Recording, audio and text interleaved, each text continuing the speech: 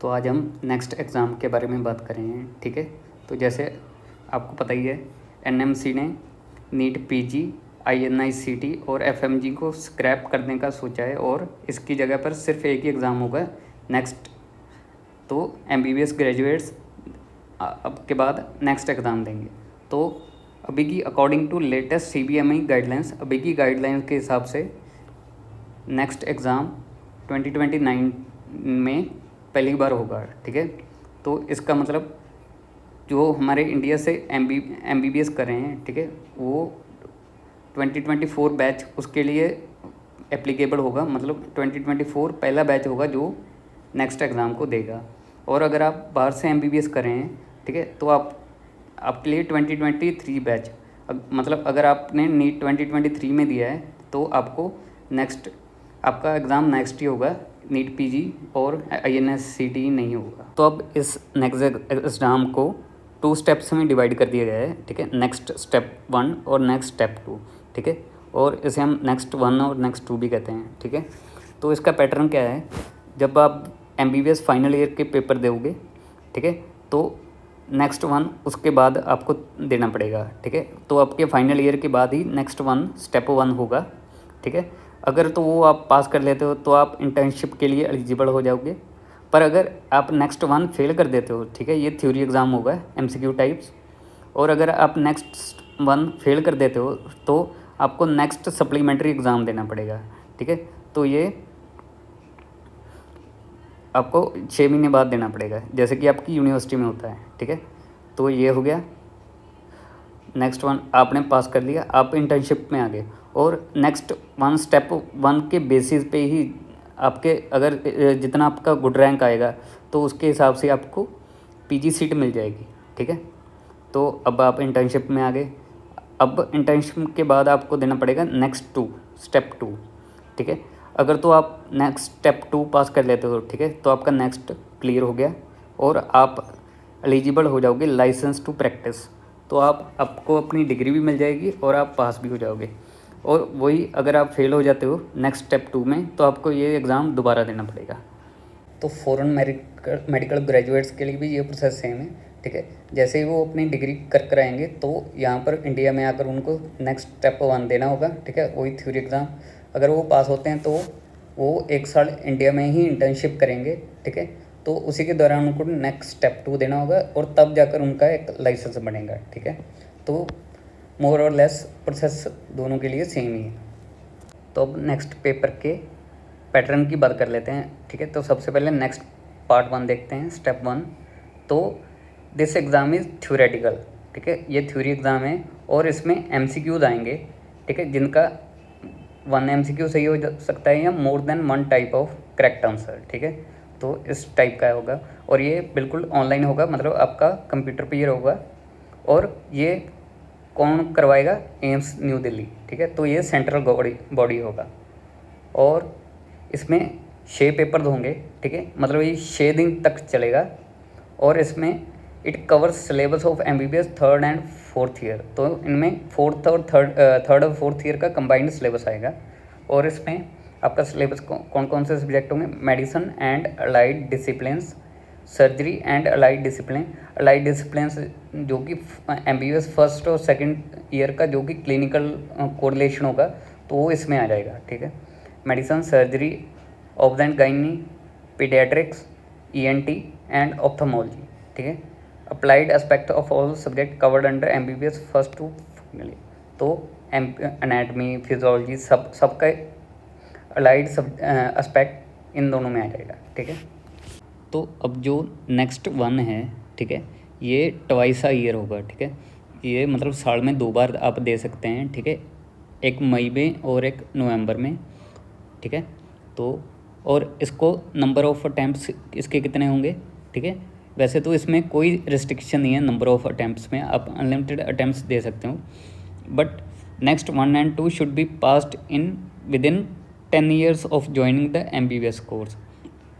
तो जैसे कि आपने 2024 में आपने एमबीबीएस ज्वाइन की तो आपको 2034 तक नेक्स्ट 1 और 2 आपको पास करने पड़ेंगे, ठीक है।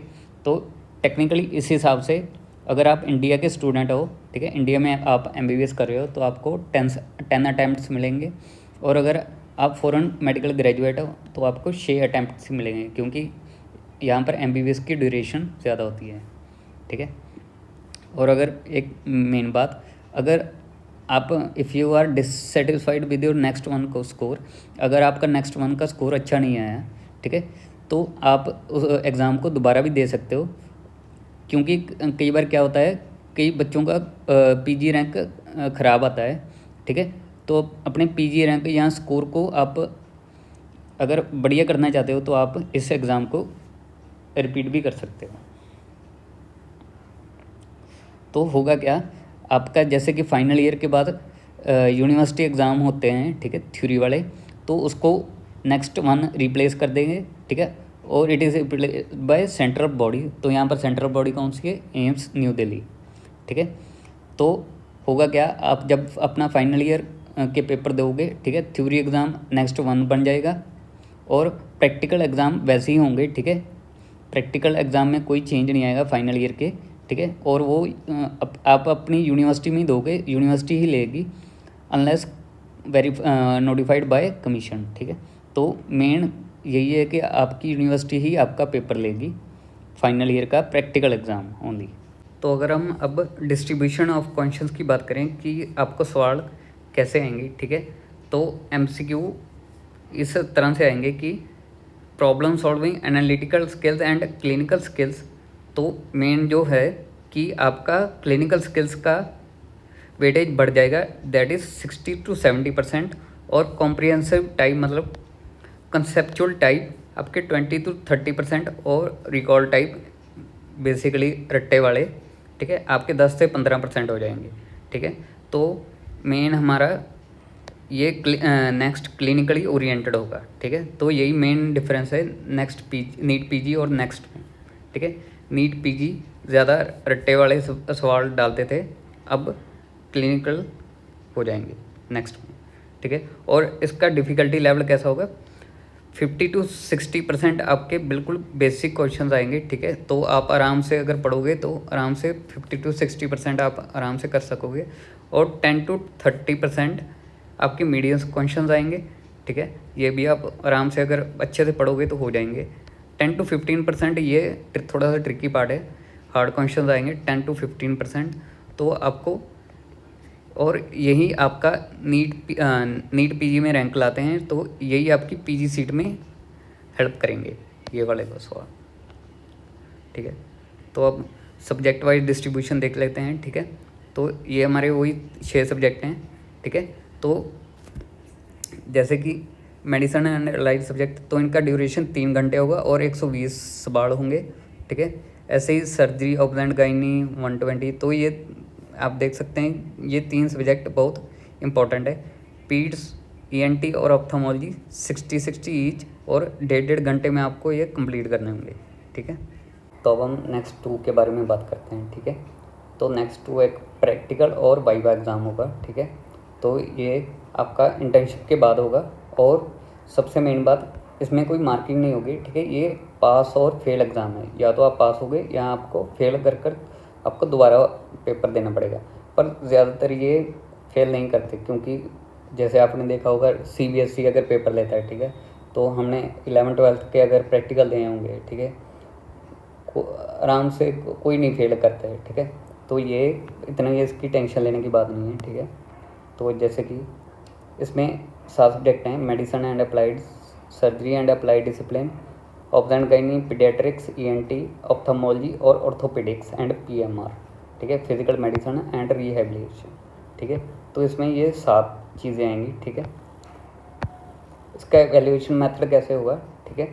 Each exam will be consist of, इसमें एक्चुअल केसेस देंगे, OSCE देंगे, ठीक है, ऑब्जेक्टिव स्ट्रक्चर, क्लिनिकल एग्जामिनेशन, और अगर स्टिमुलेशन हो, ठीक है, कोई मैनिकेंस हो, ठीक है, अगर पॉसिबल तो वो दे देंगे आपको, ठीक है। तो ये सिंपल वैसे ही जैसे आप अपने फर्स्ट से फाइनल ईयर तक प्रैक्टिकल देते आ रहे हो, ठीक है, ये बिल्कुल वैसे ही होगा, ठीक है। और इसमें 2 तरह की ग्रेडिंग लेवल है, ठीक है, कॉम्पिटेंट और पास, और नॉन कॉम्पिटेंट और फेल, ठीक है, जैसे हमने पहले बात कर ली, ठीक है। और ये रेगुलर नेक्स्ट टू ओनली, ये साल में एक बार ही होगा, ठीक है। नेक्स्ट टू साल में एक बार ही होगा। और जैसे हम सप्ली का एग्ज़ाम देते हैं, ठीक है, supplementary examination will be held and failed examination can give them and if failed again then eligible for next, ठीक है। अगर आप रेगुलर में फेल हो जाते हो, ठीक है, आप 6 महीने बाद सप्लीमेंट्री दे देते हो। अगर आप सप्लीमेंट्री में भी फेल हो जाते हो तो आपको अगले साल का नेक्स्ट देना पड़ेगा, ठीक है।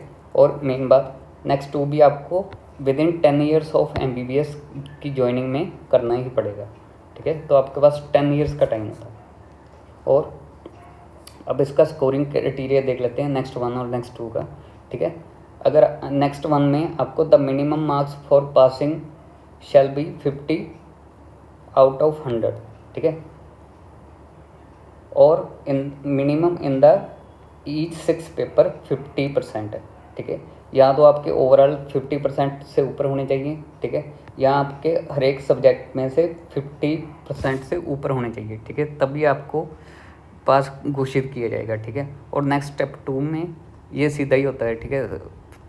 अगर पास हो गए तो पास हो गए, अगर फेल हो गए तो फेल ही हो गए, ठीक है। तो इसमें कोई रैंकिंग नहीं है, ठीक है।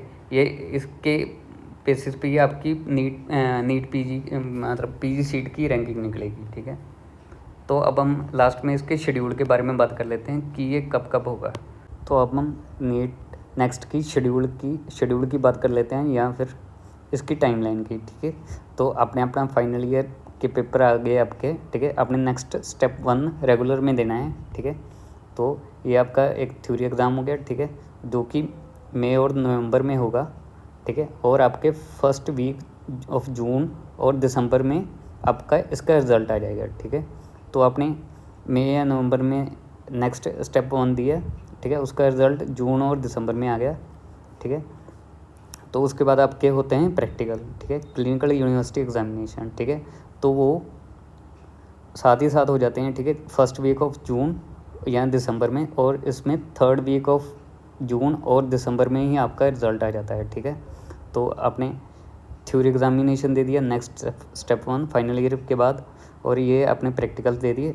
तो अगर आपने ये दोनों पास कर लिए तो आपकी इंटर्नशिप स्टार्ट हो जाती है, ठीक है। तो जैसे कि आपका दिसंबर में रिज़ल्ट आया तो आपकी 1 जनवरी को इंटर्नशिप स्टार्ट हो जाएगी, ठीक है, या फिर जुलाई में स्टार्ट हो जाएगी, ठीक है। और पूरा 1 साल बाद, दैट इज़ 31 दिसंबर और 30 जून अगले साल के, ठीक है, आपकी इंटर्नशिप कंप्लीट हो जाती है, ठीक है। अब साथ ही साथ आप इंटर्नशिप के साथ ही नेक्स्ट स्टेप्स 2 रेगुलर देने के लिए तैयार हो जाते हो, ठीक है। तो वो थर्ड वीक ऑफ जून में हो जाएगा या दिसंबर में, साथ ही साथ आप उसको नेक्स्ट स्टेप 2 को प्रैक्टिकल एग्जामिनेशन को दे सकते हो, और आपका साथ ही साथ result 4th week of June और दिसंबर में आ जाएगा, ठीक है। अगर आप गलती से इसे फेल कर लेते हो, ठीक है, तो आपका सप्लीमेंट्री नेक्स्ट स्टेप 1 सप्लीमेंट्री, ठीक है, 2-3 महीने बाद ही हो जाएगा, ठीक है, फर्स्ट वीक ऑफ सितंबर और मार्च को, और थर्ड वीक ऑफ सितंबर और मार्च को आपका रिज़ल्ट आ जाएगा, ठीक है। अब आपने नेक्स्ट स्टेप 2 भी पास कर लिया, ठीक है। अब आप PG में एडमिशन ले सकते हो, ठीक है। काउंसलिंग मई और जून में स्टार्ट होती है और 30 जून तक सारा काउंसलिंग ख़त्म हो जाती है, ठीक है। तो अब पोस्ट ग्रेजुएट कोर्स आपका 1 जुलाई और फर्स्ट वीक ऑफ जनवरी से स्टार्ट कर सकते हो, ठीक है। तो ये थी इसकी टाइमलाइन।